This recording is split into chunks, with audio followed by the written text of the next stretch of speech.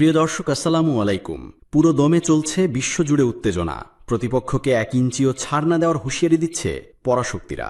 এই মুহূর্তে হাতে পাওয়া ভয়ঙ্কর কিছু আন্তর্জাতিক সংবাদ নিয়ে হাজির হয়েছি আপনাদের সামনে। ভিডিওর শুরুতেই থাকছে আজকের গুরুত্বপূর্ণ সর্বশেষ আন্তর্জাতিক সংবাদ শিরোনাম। মধ্যপ্রাচ্যে ইরানকে ঘিরে বিরাজ করছে চরম উত্তেজনা। যে কোনো মুহূর্তেই ইরানে হামলা চালাতে পারেন ডোনাল্ড ট্রাম্প। উত্তেজনার মাঝে এলো রাশিয়ার যুদ্ধজাহাজ। কিসের ইঙ্গিত এটা? এদিকে আয়াতুল্লাহ আলী খামেনির উপর হামলা হলে আমেরিকার বিরুদ্ধে যুদ্ধের হুঁশিয়ারি ইরানে। ট্রাম্পের হুমকিতে টিকবেন কি খামেনি? জানাবো আমেরিকার ডলার উপেক্ষা করলেই আসে ভয়াবহ দুর্দশা, যার নজির ইরাক, লিবিয়া, ভেনিজুয়েলা। কি আছে ইরান, চীন, রাশিয়া ও সৌদির ভাগ্যে? অপরদিকে ডোনাল্ড ট্রাম্পের চাপের মুখে আপোষ করবে না ইউরোপ, সাফ জানিয়ে দিয়েছেন ডেনমার্কের প্রধানমন্ত্রী। হুঁশিয়ারি দিয়ে বললেন, ইউরোপকেও ব্ল্যাকমেইল করা যাবে না। সবশেষ জানাবো নোবেল না পাওয়ায় ক্ষেপেছেন ট্রাম্প, দিচ্ছেন একের পর এক দেশকে হুমকি। শুনছিলেন গুরুত্বপূর্ণ আন্তর্জাতিক সংবাদগুলোর শিরোনাম, এবার বিস্তারিত। মধ্যপ্রাচ্যে ইরানকে ঘিরে বিরাজ করছে চরম উত্তেজনা।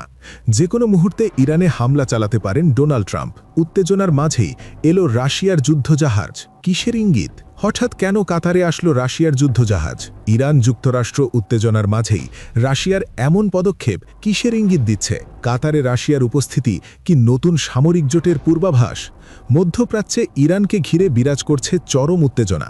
যে কোনো মুহূর্তে মার্কিন প্রেসিডেন্ট ডোনাল্ড ট্রাম্প তার সিদ্ধান্ত বদলে চালাতে পারেন ইরানের বিরুদ্ধে হামলা, এমন আশঙ্কা বিশ্লেষকদের। তবে ইরানের বিরুদ্ধে মার্কিন প্রশাসনের চোখ রাঙানিতে সম্প্রতি নিন্দা জানিয়েছে রাশিয়া। সেই সাথে উত্তেজনা কমাতে মধ্যস্থতাকারীর ভূমিকায় অবতীর্ণ হয়েছেন রুশ প্রেসিডেন্ট ভ্লাদিমির পুতিন। কিন্তু প্রশ্ন হল, মধ্যপ্রাচ্যে যুক্তরাষ্ট্রের প্রভাব বলয়ের ইতি টানতে কোনো পরিকল্পনা করছে না তো রাশিয়া? দীর্ঘদিন ধরেই ইরানের সাথে বন্ধুত্বের সম্পর্ক বজায় রেখে আসছে রাশিয়া। বিশেষ করে রাশিয়া ইউক্রেন যুদ্ধ শুরুর পর পুতিনের দেশটিকে আত্মঘাতী ড্রোন দিয়ে সহায়তা করেছে ইরান। তার বিনিময়ে ইরানের জ্বালানি তেল কিনছে রাশিয়া। তবে এই সম্পর্কের মাত্রায় যোগ হয়েছে আরও নতুনত্ব। ইরানের বিরুদ্ধে সামরিক হামলা চালাতে একজোট হয়ে ষড়যন্ত্রমূলক পরিকল্পনা করছে ইসরায়েল এবং যুক্তরাষ্ট্র। এমনকি ইরানের সাম্প্রতিক সরকার বিরোধী আন্দোলনে সরাসরি উস্কানি দিয়েছেন মার্কিন প্রেসিডেন্ট ডোনাল্ড ট্রাম্প। সেই সাথে ইরানের সর্বোচ্চ ধর্মীয় নেতা আয়াতুল্লাহ আলী খামেনিকে উৎখাতের হুমকিও দেন মার্কিন শাসক। এমন প্রেক্ষাপটে চুপ করে থাকেনি রাশিয়া। ইহুদিবাদীদের সাথে ইরানের চলমান উত্তেজনা কমাতে জোর চেষ্টা চালাচ্ছেন রাশিয়ার প্রেসিডেন্ট ভ্লাদিমির পুতিন। তাই তো ইসরায়েলের প্রধানমন্ত্রী বেনিয়ামিন নেতানিয়াহু ও ইরানের প্রেসিডেন্ট মাসুদ পেজেশটিয়ানের সাথে সম্প্রতি একই দিনে ফোন আলাপ করেছেন তিনি। এ সময় রুশ প্রেসিডেন্ট ইরানের ঘোলাটে পরিস্থিতি সামাল দিতে সকল অংশীজনের সাথে সংলাপ করার আশ্বাস দেন। পাশাপাশি রাশিয়া ইরানের কৌশলগত অংশীদারিত্ব এবং যৌথ অর্থনৈতিক প্রকল্প এগিয়ে নেওয়ার প্রতিশ্রুতি দিয়েছেন রাশিয়ার প্রেসিডেন্ট। এদিকে ইরানের বিরুদ্ধে হামলার সিদ্ধান্ত আপাতত ট্রাম্প স্থগিত রাখলেও মধ্যপ্রাচ্যের দিকে রওনা দিয়েছে মার্কিন বিমানবাহী রণতরী, যা আর কিছুদিনের মাঝেই পারস্য উপসাগরে পৌঁছাবে।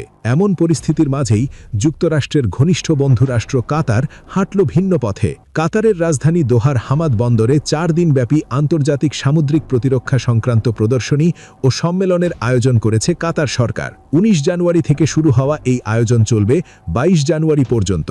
রাশিয়া, সৌদি আরব, ফ্রান্স ও কুয়েত সহ কাতারের বন্ধু ও ভ্রাতৃপ্রতিম 8টি দেশের সামরিক বাহিনীর যুদ্ধজাহাজ অংশ নিয়েছে এই সম্মেলনে। এক প্রতিবেদনে বিষয়টি নিশ্চিত করেছে মধ্যপ্রাচ্য ভিত্তিক সংবাদ সংস্থা কাতার নিউজ এজেন্সি। তবে কাতারের এই সম্মেলনে পশ্চিমাদের আকর্ষণ কেড়েছে রাশিয়ার যুদ্ধজাহাজ।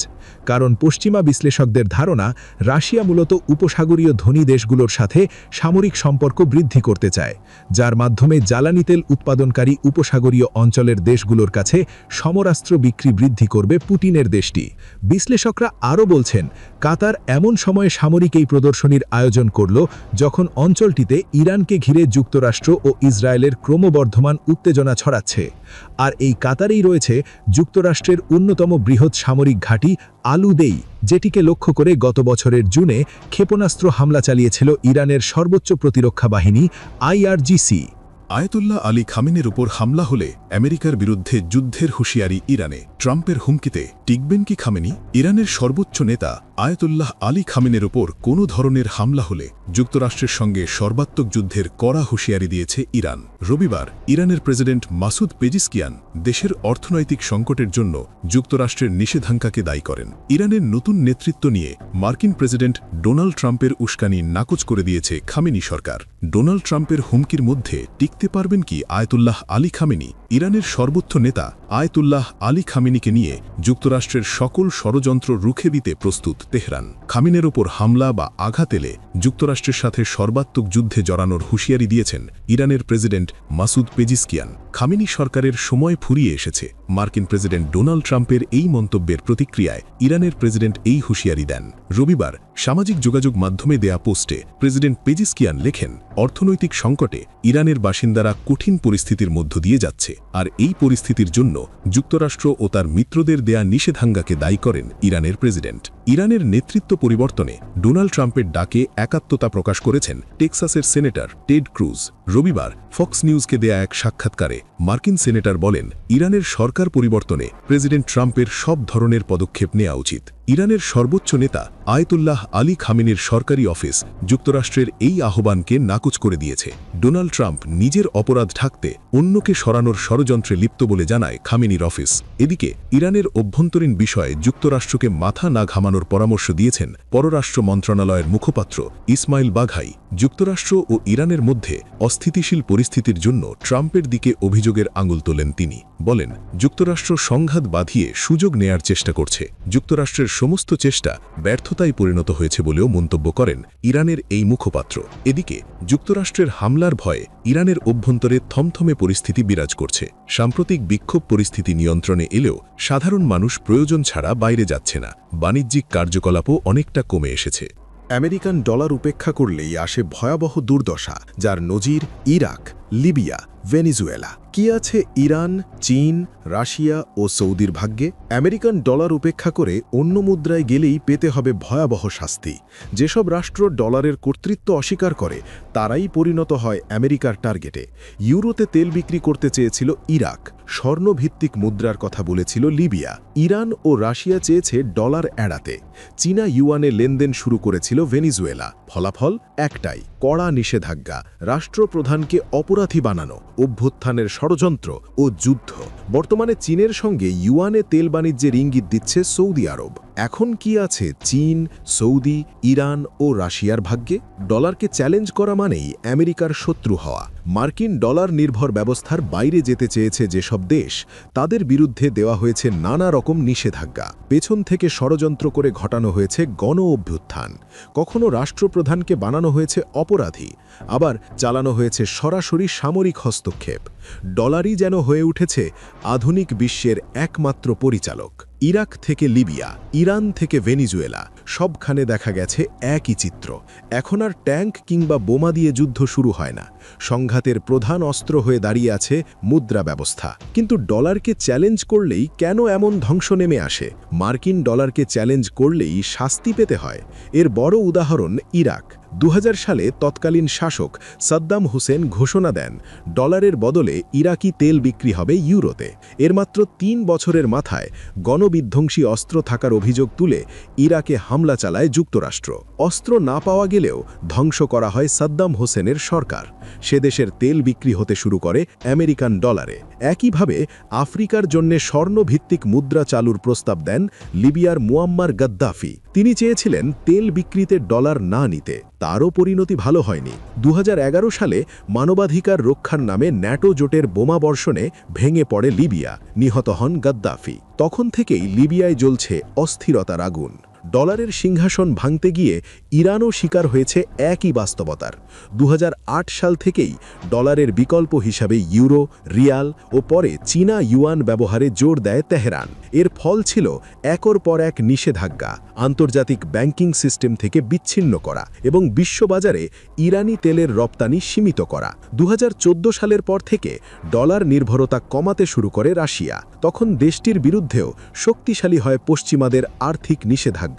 বিভিন্ন দেশে রুশ সম্পদ জব্দের কার্যক্রম ব্যাপক হারে বৃদ্ধি পায়। ইউক্রেন যুদ্ধের পর দেওয়া হয় সর্বোচ্চ চাপ। রাশিয়ার মূল অপরাধ ডলারের বাইরে গিয়ে বিকল্প শক্তি গড়ে তোলা। যুক্তরাষ্ট্র ও ভেনিজুয়েলার দ্বন্দ্বকে গণতন্ত্র রক্ষার গল্প হিসাবেই দেখানো হচ্ছে, কিন্তু এর পেছনে রয়েছে সম্পদ দখল, অর্থনীতি নিয়ন্ত্রণ ও ক্ষমতার লড়াই। ভেনিজুয়েলা শুধুমাত্র বিশ্বের সর্বোচ্চ তেল মজুতের অধিকারী নয়, বরং সোনা, কোলটান ও বিরল খনিজে ভরপুর। তেল বিক্রিতে ডলার বাদ দিয়ে চীনা ইউয়ান নিতে শুরু করে কারাকাস।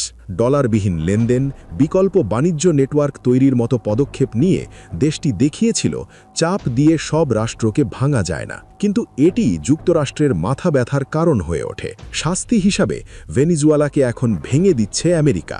পেট্রোলিয়াম বিক্রি হবে শুধুমাত্র ডলারে। এই পেট্রো ডলার ব্যবস্থা কেবল মুদ্রা ভরতা নয়, এটি যুক্তরাষ্ট্রের বৈশ্বিক ক্ষমতার মূল স্তম্ভ। তেল ডলারেই বিক্রি হলে বিশ্ব বাধ্য হয় ডলার ধরে রাখতে, আর সেই ডলারই পরে ফিরে যায় মার্কিন ব্যাংক, বন্ড ও সামরিক ব্যয়। কেউ এই ব্যবস্থার বাইরে যেতে চাইলে তাকে স্বৈরাচার, সন্ত্রাসের মদতদাতা বা অপরাধী রাষ্ট্র বানানো হয়। বর্তমানে চীনের সঙ্গে ইউয়ানে তেল বাণিজ্যের ইঙ্গিত দিচ্ছে সৌদি আরব। ডলারের বিকল্প নিয়ে আলোচনা করছে ব্রিক্স। ভয়ের বিষয় হচ্ছে, ডলারকে চ্যালেঞ্জ করলে সেসব দেশও হতে পারে আমেরিকার পরবর্তী টার্গেট। ডোনাল্ড ট্রাম্পের চাপের মুখে আপোষ করবে না ইউরোপ, সাফ জানিয়ে দিয়েছেন ডেনমার্কের প্রধানমন্ত্রী। হুঁশিয়ারি দিয়ে বলেন, ইউরোপকে ব্ল্যাকমেল করা যাবে না। মার্কিন প্রেসিডেন্ট ডোনাল্ড ট্রাম্পের চাপের মুখে ইউরোপ কোনো ধরনের আপোষ করবে না বলে সাফ জানিয়ে দিয়েছেন ডেনমার্কের প্রধানমন্ত্রী মেটে ফ্রেডরিকসন। রবিবার সামাজিক যোগাযোগ মাধ্যমে দেয়া এক পোস্টে ফ্রেডরিকসন লেখেন, ইউরোপকে ব্ল্যাকমেল করা যাবে না। গ্রিনল্যান্ডের পাশে দাঁড়ানোর কারণে ইউরোপের 8 দেশের উপর শুল্ক আরোপের ঘোষণা দিয়েছেন ট্রাম্প। এটি কার্যকর হতে পারে 1 ফেব্রুয়ারি থেকে। আর এর প্রতিক্রিয়ায় ইউরোপের দেশগুলো মুখ খুলতে শুরু করেছে। যুক্তরাষ্ট্রের সাথে সংঘাত চায় না ডেনমার্ক, তবে প্রেসিডেন্ট ট্রাম্পের গ্রিনল্যান্ড দখলের হুঁশিয়ারি মেনে নেবে না বলে সাফ জানিয়ে দিয়েছেন ডেনমার্কের প্রধানমন্ত্রী। ইউরোপের দেশগুলো ডেনমার্কের পাশে থাকার বার্তায় সন্তুষ্ট তিনি।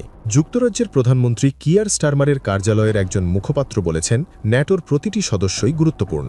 এক্ষেত্রে প্রেসিডেন্ট ট্রাম্পের শুল্ক আরোপ একটি ভুল বার্তা দিচ্ছে। এদিকে যুক্তরাষ্ট্রের শুল্ক ঠেকাতে রবিবার বৈঠক করেছেন ইউরোপীয় ইউনিয়নের কূটনীতিকরা। প্রেসিডেন্ট ট্রাম্প শুল্ক আরোপ থেকে বিরত না থাকলে পাল্টা ব্যবস্থার হুঁশিয়ারি দিয়েছেন ইইউ কূটনীতিকরা। শুল্ক নিয়ে আলোচনা করতে দ্রুত ইউরোপীয় নেতাদের সঙ্গে বৈঠকের সিদ্ধান্ত নিয়েছেন ইউরোপীয় কাউন্সিলের প্রেসিডেন্ট অ্যান্থনিও কোস্তা।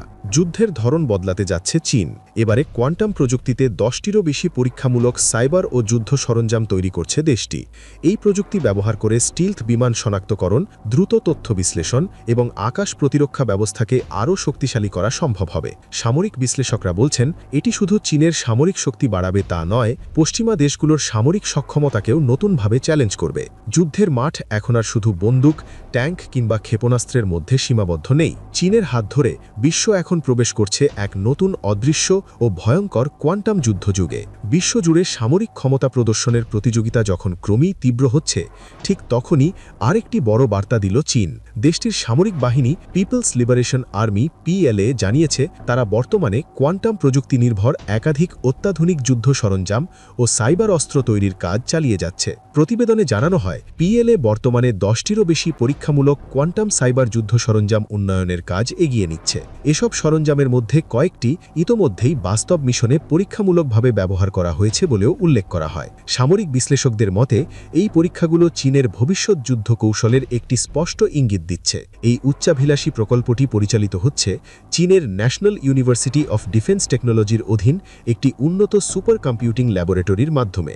গবেষণার মূল উদ্দেশ্য হল ক্লাউড কম্পিউটিং, কৃত্রিম বুদ্ধিমত্তা, AI এবং কোয়ান্টাম প্রযুক্তিকে একত্র করে সামরিক সক্ষমতাকে এমন এক পর্যায়ে নেয়া যেখানে তথ্যই হবে সবচেয়ে বড় অস্ত্র।